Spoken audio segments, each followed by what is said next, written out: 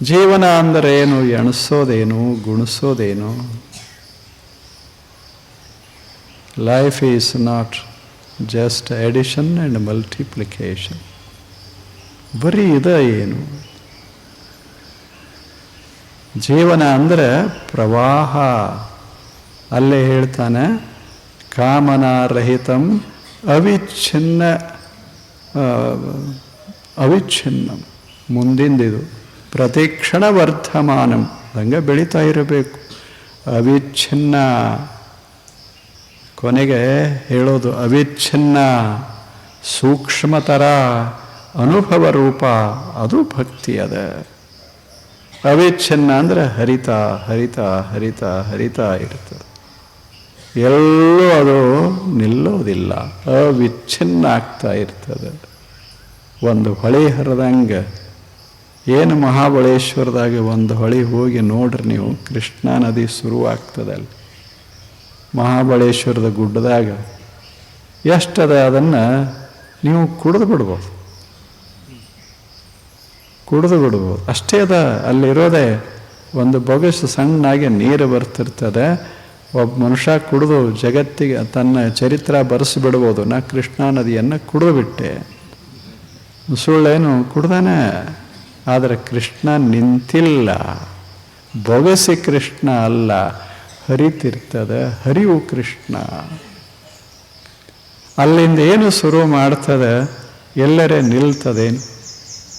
ನಾವು ಡ್ಯಾಮ್ ಕಟ್ಟಬಹುದು, ಡ್ಯಾಮ ತುಂಬಿ ತುಂಬಿ ಮತ್ತೆ ಹರಿಯಕ್ಕೆ ಶುರು ಮಾಡ್ತದೆ. ಏನು ಕಟ್ಟಿದ್ರೂ ಅದು ನಿಲ್ಲೋದಿಲ್ಲ, ಹಂಗೆ ಹರ್ಕೋತಿರ್ತದೆ. ಹರಿತದಂತ ಅದಕ್ಕೆ ನದಿ ಅಂತಾರೆ. ಅದು ನಿಂತು ಅಂದರೆ ಕೆರೆ ಆಗ್ತದ ಅಷ್ಟೆ. ಅವಿಚ್ಛಿನ್ನ, ಹಾಗೆ ಹರಿದು ಸಾಗರದವರೆಗೆ ಸಾಕ್ತಾನೆ ಇರ್ತದೆ. ಹಂಗೆ ಇದೇನು ಶ್ರೇಷ್ಠವಾದ ಭಕ್ತಿ ಭಾವ ಅದ, ಸುಮ್ಮನೆ ಹರಿತಾ ಇರಬೇಕಷ್ಟೆ, ಹರಿಬೇಕು, ನಿಲ್ಲಬಾರ್ದು. ಯಾವುದೋ ಗುಡಿಗೋ ಅಥವಾ ಯಾವುದೋ ಪುಸ್ತಕಕ್ಕೋ ಅಥವಾ ಯಾವುದೋ ಒಂದು ವಸ್ತುವಿಗೋ ಯಾವುದೋ ಮಂತ್ರಕ್ಕೋ ನಿಲ್ಲಬಾರ್ದು, ಹರಿತಾ ಸುಮ್ಮನೆ ಹರಿತಾ ಇರಬೇಕು. ಅವಿಚ್ಛಿನ್ನಂ, ಎಷ್ಟು ಚೆನ್ನಾಗಿದೆ. ಅವಿಚ್ಛಿನ್ನಂ, ವಿಚ್ಛಿನ್ನ ಆಗೋದಿಲ್ಲದ. ಈ ಹೊರಗಿನೂ ಅದಾವಲ್ಲ ಭಕ್ತಿಗಳು, ಇವು ವಿಚ್ಛಿನ್ನ ಆಗ್ತಾವಂದ್ರೆ 4 ದಿವಸ ಮಾಡ್ತಾನೆ, 5ನೇ ದಿವಸ ಇರುವುದಿಲ್ಲ. ಈಗ ನಾವು ಮಾಡೋದಲ್ಲೇನು, ಒಂದು 11 ಅಮಾವಾಸ್ಯೆಯ ಪೂಜೆ, 12ನೇ ಅಮಾವಾಸ್ಯೆ ಇಲ್ಲ, ಅವಿಚ್ಛಿನ್ನ ಅಲ್ಲ, ವಿಚ್ಛಿನ್ನ ಆಗ್ತದೆ. ನಡ್ಕೊಳ್ಳೋದಿಲ್ಲ, ಹೇಳ್ತಾರೆ ನಡ್ಕೋ, ಒಂದು 21 ಹುಣ್ಣಿಮೆ ನಡ್ಕೋ ಅಂತ. ಎಣಿಸ್ಕೋತ 21 ಯಾವಾಗ ಮುಗಿದೀತು, ಯಾವಾಗ ಆರಾಮ ಅದೇನಿ ಅಂದ್ರೆ 21 ಹುಣ್ಣಿಮೆ ಆರಾಮಿಲ್ಲ ಅಂತ ಅದರ ಅರ್ಥ.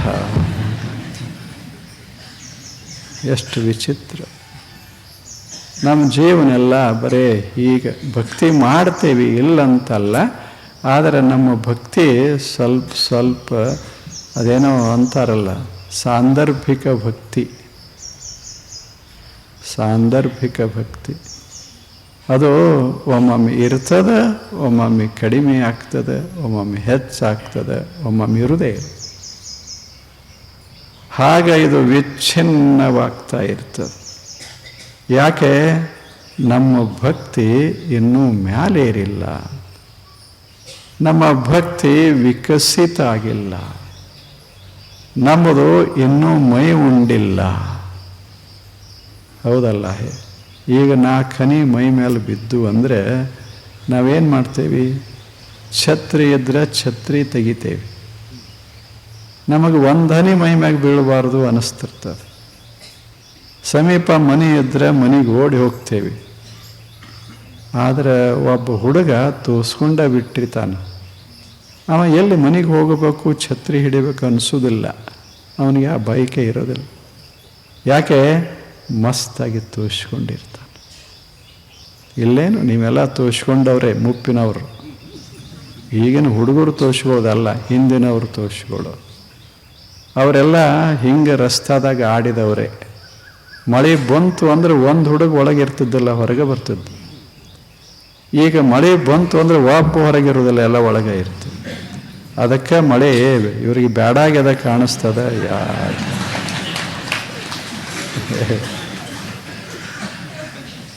ನಾನು ನೋಡಿದ ಕೂಡಲೇ ಓಡಿ ಹೋಗ್ತಾರೆ ಅಂದರೆ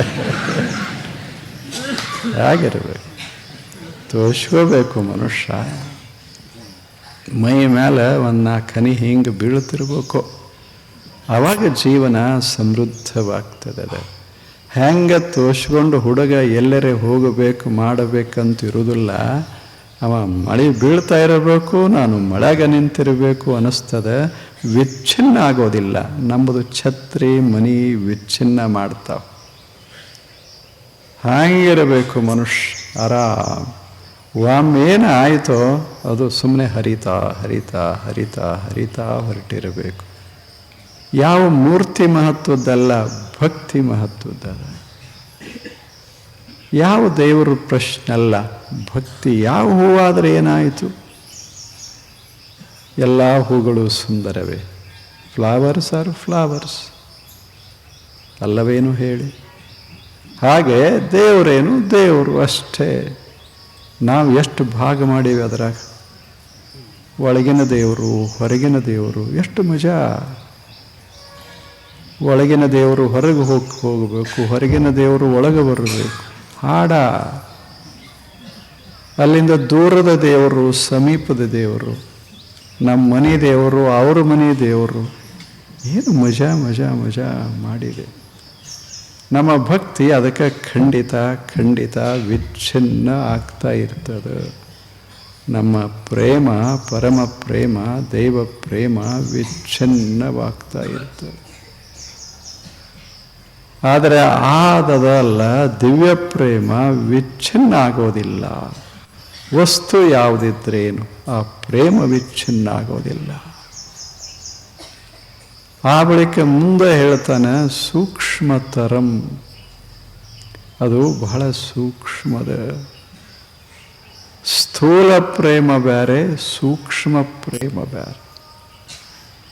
ಸ್ಥೂಲ ಪ್ರೇಮ ಅಂದರೆ ಹೊರಗೆ ನಾವು 1,00,000 ದೀಪ ಹಚ್ಚದೇವಿ, ಕೋಟಿ ಬಿಲ್ವಾರ್ಚನೆ ಮಾಡದೇವಿ, ಇವೆಲ್ಲ ಸ್ಥೂಲ. ಇದು ಭಕ್ತಿನೇ. ಇಷ್ಟರೇ ಕೊಡ್ತಾನಲ್ಲ, ಇದು ಭಕ್ತಿನೇ. ಆದರೆ ಇದು 1,00,000 ಎಣಿಕೆಯ ಭಕ್ತಿ, ಕೋಟಿ ಎಣಿಕೆಯ ಭಕ್ತಿ. ಅಕಸ್ಮಾತ್ ಅವನ ಇಚ್ಛೆ ಪೂರೈಸದೇ ಇದ್ದರೆ ನಾವು ಹೇಳೋದೇನು, ಎಲ್ಲೋ ಸಂಖ್ಯಾ ತಪ್ಪಿರಬೇಕು. 1,00,000 ಅಂತ ಹೇಳಿದೆಯಲ್ಲ, ಒಂದು ಯಾವುದರ ಕಡಿಮೆ ಇರಬೇಕಾದ್ರೆ ಮುಗಿತು. 1,00,000 ಹೋಯಿತು. ಒಂದೇ ದೀಪ ಕಡಿಮೆ ಆಗಿ 1,00,000 ದೀಪ ಅನ್ನೋದು ಹೋಯಿತು. ಅದಕ್ಕೆ ನಿನಗೆ ಫಲ ಸಿಗಲಿಲ್ಲ ಅಂದರು. ಹೇಳೋರು ಎಷ್ಟು ಚಂದ ಹೇಳ್ತಿರ್ತಾರೆ. ಅವರು ಉಳ್ಕೋತಾರೆ, ಯಾವುದೂ ಹೊಣೆ ಬರೋದಿಲ್ಲ.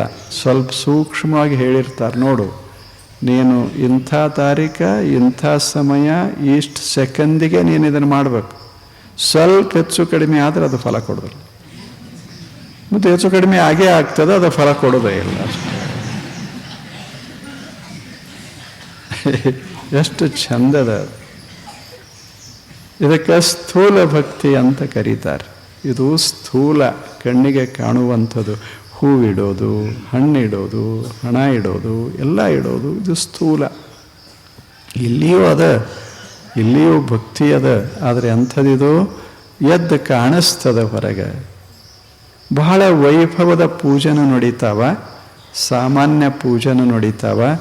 ವೈಭವದ ಪೂಜೆ ಇತ್ತು ಅಂದರೆ ದೇವರು ಬಹಳ ದೊಡ್ಡದು ಅನ್ನೋದಲ್ಲ. ಏನು ಭಕ್ತಿ ಅವ್ರದ್ದು, ಎಂಥ ಭಕ್ತಿ. ಏನು ಮೊನ್ನೆ ಪೂಜಾ ಮಾಡಿಸಿದ್ರು, 1,00,000ಗಟ್ಟಲೆ ಖರ್ಚು ಮಾಡಿದ್ರು. ಪೂಜಾ ಮಾಡಿಸಿದ್ರು ಅನ್ನೋದು ಮಹತ್ವದಲ್ಲ, 1,00,000ಗಟ್ಟಲೆ ಖರ್ಚು ಮಾಡಿದ್ರು. ಅಲ್ಲಿ 1,00,000 ಮಹತ್ವದಲ್ಲ, ಖರ್ಚು ಬಹಳ ಮಹತ್ವದ್ದದ. ಇವನು ಹೇಳ್ಕೊಂಡ, ಏನು ನಾವು ಮಾನ್ಯ ಮಾಡದೇವಿ, ಏನು ಸಾಮಾನ ತಂದೇವಿ, ಎಷ್ಟು ಎಲ್ಲ ಖರ್ಚು ಮಾಡಿದೇವಿ, ಎಲ್ಲ ಏನು ಅದ್ಭುತ, ಎಷ್ಟು ಜನ ಕೂಡಿದ್ರು, ಎಷ್ಟು ಚಂದ ಮಾಡಿದೇವಿ, ಏನು ಅವ್ರ ಮಂತ್ರ ಅಂತಿದ್ರು, ಇವ್ರು ಹೆಂಗೆ ಏರಿಸ್ತಿದ್ರು. ಇದೆಲ್ಲ ಏನು ಎದೆಗೆ ಸಂಬಂಧಪಟ್ಟಿದ್ದೇ ಅಲ್ಲ, ಹೊರಗೆ ಇದೆಲ್ಲ. ಇದಕ್ಕೆ ಸ್ಥೂಲ ಭಕ್ತಿ ಅಂತ ಕರೀತಾರೆ. ಚಲೋನೇ, ಕುಡಿದು ತಿಂದು ಹಾಳು ಮಾಡೋದಕ್ಕಿಂತ ಇದೇನು ಕೆಟ್ಟೇನು? ಇದು ಒಳ್ಳೆಯದೇ, ಆದರೆ ಇದು ಹೊರಗೆ ಕಾಣುವಂಥದ್ದು ಸ್ಥೂಲ ಭಕ್ತಿ. ಇದು ಬೇರೆ, ಇದು ಸೂಕ್ಷ್ಮತರ, ಇದು ಕಣ್ಣಿಗೆ ಕಾಣಿಸೋದಲ್ಲ. ಆ ಮನುಷ್ಯ ಒಂದು ಹೂ ಇಡಲಿಕ್ಕಿಲ್ಲ, ಒಂದು ಹಣ್ಣು ತರಲಿಕ್ಕಿಲ್ಲ. ಯಾಕೆ? ಅವನು ದೇವರು ಹೊರಗಿಲ್ಲ, ಅವನು ದೇವರು ಎದೆಯಾಗದಾನ. ಆ ಭಕ್ತಿ ಏನು ಮಾಡ್ತು ಅಂದರೆ, ದೇವನಿಗೂ ಭಕ್ತನಿಗೂ ಇರುವ ಮಧ್ಯ ಏನು ಒಂದಿಷ್ಟು ಅಂತರ ಇತ್ತೋ ಅಂತರವನ್ನು ತೆಗೆದು ಹಾಕ್ತಲ್ಲ, ಅದೇ ಪರಾಭಕ್ತಿ. ತೆಗೆದು ಹಾಕ್ತು. ಅವಾಗ ಕೊಡೋದೇನು, ತಗೊಳ್ಳೋದೇನು. ಅಂಥ ಭಕ್ತಿಗೆ ಸೂಕ್ಷ್ಮತರ, ಅತ್ಯಂತ ಸೂಕ್ಷ್ಮವಾದದ್ದು. ಸುಮ್ಮನೆ ಮನಸ್ಸಿನಲ್ಲಿ ದೇವನೇ, ಈ ತೋಟದಲ್ಲ ಹೂದೋಟ, ಇದರಾಗಿರುವ ಹೂವೆಲ್ಲ ನಿನ್ನುವೆ, ಮುಗಿತಲ್ಲ. ಯಾರ ತೋಟ ಯಾಕಿರೋಲ್ಲ, ಯಾಕೆ ನಮಗೇನು ಮಾಡೋದು? ಆದರೆ ಆ ತೋಟದ ಹೂ ತಂದು ಹಿಂಗೆ ಕೊಡಬೇಕಂತ ಹಾದೇವಿ ಅಂದ್ರೆ ಅವಂದು ತಕರಾರು. ಅಲ್ಲಿಂದ ಅದಕ್ಕೆ ಬೆಲೆ. ಇಷ್ಟೆಲ್ಲ ಮಾಡುವುದರಾಗ ಆ ಭಕ್ತಿ ಅದು ಏನಾಗ್ತದೆ? ಸಣ್ಣದಾಗ್ತದೆ. ಇವು ವಸ್ತು ದೊಡ್ಡವು ಆಗ್ತಾವ, ಭಕ್ತಿ ಪಾಪ ಸಣ್ಣದಾಗಿ ಹಿಂಗೆ ನವಿತಾ ಇರ್ತದೆ. ಆದರೆ ಇಲ್ಲಿ ಹಂಗಲ್ಲ, ವಸ್ತು ಮರೆ ಆಗ್ತಾವ, ಭಕ್ತಿ ಮೈ ಉಣ್ತದೆ, ಭಕ್ತಿ ಮನಸ್ಸನ್ನು ತುಂಬ್ತದೆ. ಅಷ್ಟೇ ಅಲ್ಲ, ಭಕ್ತಿ ವಿಶ್ವದಷ್ಟು ವಿಶಾಲವಾಗಿ. ಮುಂದೆ ಹೇಳ್ತಾನೆ, ಅನುಭವ ರೂಪಂ. ಭಕ್ತಿ ಹೇಗದ? ಅನುಭವ ರೂಪ. ಅದನ್ನು ತೋರಿಸಕ್ಕೆ ಬರೋದಿಲ್ಲ, ಅನುಭವಿಸಬೇಕು. ಅದಕ್ಕೆ ಅನುಭವ ರೂಪ ಅಂತಾರೆ. ಏನದು ಹೇಳಿ ಅಂದ್ರೆ ಅದು ಹಂಗಿಲ್ಲ. ಅನಿರ್ವಚನೀಯಂ ಪ್ರೇಮಸ್ವರೂಪಂ. ಅದು ಹೆಂಗದ ಭಕ್ತಿ, ಹೇಗದ ತೋರ್ಸಕ್ಕೆ ಬರ್ತದೆ. ಇವರು ಬಹಳ ದೊಡ್ಡ ಭಕ್ತಿ, ದೊಡ್ಡ ಭಕ್ತರು ಇವರು. ಹೆಂಗೆ ಹೇಳೋದು ಹೇಗೆ? ಇವರು ಸಣ್ಣ ಭಕ್ತರು, ಹೇಳೋದು ಹೇಗೆ ಹೇಳಿ? ಹೊರಗಿತ್ತು ಅಂದರೆ ಹೇಳಬಹುದು. ದೊಡ್ಡ ಭಕ್ತರು ಯಾರು ಗೊತ್ತಾಗಿಬಿಡ್ತದೆ. ಹೆಚ್ಚು ಕೊಟ್ಟವರು ದೊಡ್ಡ ಭಕ್ತರು, ಕಡಿಮೆ ಕೊಟ್ಟವರು ಸಣ್ಣ ಭಕ್ತರು. ಬಹಳ ಸುಲಭ ಅಲ್ಲ. ಇರುವುದಲ್ಲೇನು, ಸ್ವಲ್ಪ ಹೆಚ್ಚು ಕೊಟ್ಟರೆ ಗರ್ಭಗುಡಿಯಾಗಿ ಕರ್ಕೊಂಡು ಹೋಗ್ತಾರೆ. ದೊಡ್ಡ ಭಕ್ತ. ಸ್ವಲ್ಪ ಕಡಿಮೆ ಕೊಟ್ಟರೆ ಬಾಗಿಲ್ದಾಗ ನಿಲ್ಲಿಸ್ತಾರೆ. ಇನ್ನೊಂದು ಎಷ್ಟು ನಮ್ಮ ಹತ್ರ ಹಣ ಇಲ್ಲ, ಒಂದು 4 ದುಡ್ಡು ತಗೋರಿ ಅಂದರೆ ಅಲ್ಲಿ ನಿಂತು ಅಂತ. ಅಂದರೆ ನಮ್ಮ ಭಕ್ತಿ ಎಂಥದ? ಇದು ಸ್ಥೂಲವಾಗಿದೆ, ಸೂಕ್ಷ್ಮ ಅಲ್ಲ. ಇದು ಸಮೀಪ ತರ್ತದೆ, ದೂರ ಮಾಡ್ತದೆ, ಇವೆಲ್ಲ ಇದ್ದೇ ಇರ್ತಾವೆ. ಆದರೆ ಪರಾಭಕ್ತಿಯೊಳಗೆ ಅದಿಲ್ಲ. ಸಮೀಪವೂ ಇಲ್ಲ, ದೂರವೂ ಇಲ್ಲ. ಅನುಭವ ರೂಪದು, ಅನುಭವಿಸುವುದದು. ಅದು ಹೊರಗೆ ಕಾಣಿಸುವಂಥದ್ದಲ್ಲ. ಅದರಾಗ ದೊಡ್ಡದು ಸಣ್ಣದು ಅಂತ ಇರೋದಿಲ್ಲ. ಅದು ಪರಾಭಕ್ತಿ, ಪರಮಭಕ್ತಿ. ಅದು ಪರಮಭಕ್ತಿ, ಕಾಮನಾರಹಿತ, ಗುಣರಹಿತ, ಪ್ರತಿಕ್ಷಣ ವರ್ಧಮಾನ, ಅವಿಚ್ಛಿನ್ನ, ಅತ್ಯಂತ ಸೂಕ್ಷ್ಮ. ಅದು ಅನುಭವ ರೂಪ. ಅದನ್ನು ಅನುಭವಿಸಬೇಕು ಮನುಷ್ಯ. ಬರೇ ಅದನ್ನು ಮಾಡೋದಲ್ಲ, ತೋರಿಸೋದಲ್ಲ, ಅನುಭವಿಸಬೇಕು. ವರ್ಡ್ಸ್ವರ್ತ್ ಒಂದು ಮಾತು ಹೇಳ್ತಾನೆ, ಬಹಳ ಚಲೋ ಮಾತು, ಬಹಳ ಪ್ರಸಿದ್ಧ ಅದು. ಇದೊಂದಿಷ್ಟು ನಾವು ನೋಡಿದರೆ, ಈ ಹೂವೇನು ಒಳಗೆ ಹೋಗುವುದಿಲ್ಲ, ಹೋಗ್ತದೇನು? ಯಾವುದರ ಹೂ ಒಳಗೆ ಹೋಗ್ತದೇನು? ಹೂಗಳು ಗಾಳಿಯೊಳಗೆ ಹೀಗೆ ಹೊಯ್ದಾಡ್ತಿರ್ತಾವೆ ಕುಣ್ದಂಗೆ. ಇಲ್ಲ, ಎಷ್ಟು ಚೆನ್ನಾಗಿರ್ತಾವೆ. ಏನು ಅದು ನೋಡಬೇಕು ಸೌಂದರ್ಯ. ಅದನ್ನು ನೋಡ್ತಾ ನೋಡ್ತಾ ನೋಡ್ತಾ ಇದ್ದರೆ ಹೂ ಹೊರಗಿರ್ತಾವ, ಹೂವಿನ ಅಂದ ಒಳಗೆ ಹೋಗ್ತದೆ, ಹೂವಿನ ಸೌಂದರ್ಯ ಒಳಗೆ ಹೋಗ್ತದೆ. ಒಳಗೆ ಯಾವಾಗ ಹೋಯ್ತೋ ಅದ್ರ ಕೂಡ ಭಾವ ಪ್ರೇಮ ಅದರ ಕೂಡ್ತೋ ಅದೊಂಥರ ಪಾಕ ಆಗ್ತದೆ, ಆನಂದದ ಪಾಕ ಆಗ್ತದೆ, ಸೌಂದರ್ಯದ ಪಾಕ ಆಗ್ತದೆ. ಆವಾಗ ಆ ಕ್ಷಣ ಅನುಭವಿಸುವಾಗ ಅಲ್ಲಿ ಕವಿ ಮೌನ ಆಗಿಬಿಡ್ತಾನೆ. ಯಾವಾಗದು ತುಂಬ್ತೋ, ಎದೆ ತುಂಬ್ತೋ, ಅಲ್ಲಿಂದ ತಡ್ಕೊಳ್ಳಿಕ್ಕಾಗೋದಿಲ್ಲ. ಹಿಂಗೆ ಕಣ್ಣು ತೆರಿತಾನ, ಮುಖ ತೆರಿತಾನ, ಕಾವ್ಯವಾಗಿ ಹೊರಗೆ ಬರಕ್ಕೆ ಶುರುವಾಗ್ತದೆ. ಅದು ವೈಶಿಷ್ಟ್ಯ. ಒಳಗದು ಘನಗೊಳ್ಳಬೇಕಾಗ್ತದೆ. ಹಾಗೆ ಪೂಜೆ ಅನ್ನೋದು, ಭಕ್ತಿ ಅನ್ನೋದು ಒಳಗೆ ಘನಗೊಳ್ಳಬೇಕಾಗ್ತದೆ. ಅದು ಹೊರಗಿರ್ಬೋದು, ಸ್ವಲ್ಪ ಬೇಕಾಗ್ತದೆ, ಹೊರಗೆ ಒಂದಿಷ್ಟು ನೋಡೋದು. ಆದರೆ ಭಕ್ತಿ ಹೃದಯವನ್ನು ತುಂಬೋದು. ಅನುಭವ ರೂಪ. ಅದನ್ನು ಅನುಭವಿಸಬೇಕು ಮನುಷ್ಯನೇ, ಮಾಡಬೇಕು ಅನುಭವ ರೂಪ. ಎಷ್ಟು ಚೆನ್ನಾಗಿಲ್ಲ. ಸುಮ್ಮನೆ ಜಗತ್ತಿನಾಗ ಏನದ, ಏನು ಹೆಸರ, ಏನು ಮಾತು, ಏನು ಕತೆ. ಯಾರು ನಮ್ಮ ಮೂರ್ತಿ ಕೂಡಿಸಿದ್ರಿ ಏನು? ಯಾರು ನಮ್ಮ ಹೆಸರು ಬಹಳ ಸಲ ಹೇಳಿದ್ರಿ ಏನು? ಹೇಳಿ. ಇಡೀ ಗಿನೆಸ್ದಾಗ ನಮ್ಮ ಹೆಸರು ಬತ್ತ ತಿಳ್ಕೊಳ್ಳಿ. ನಮಗೇನಾಗೋದದು?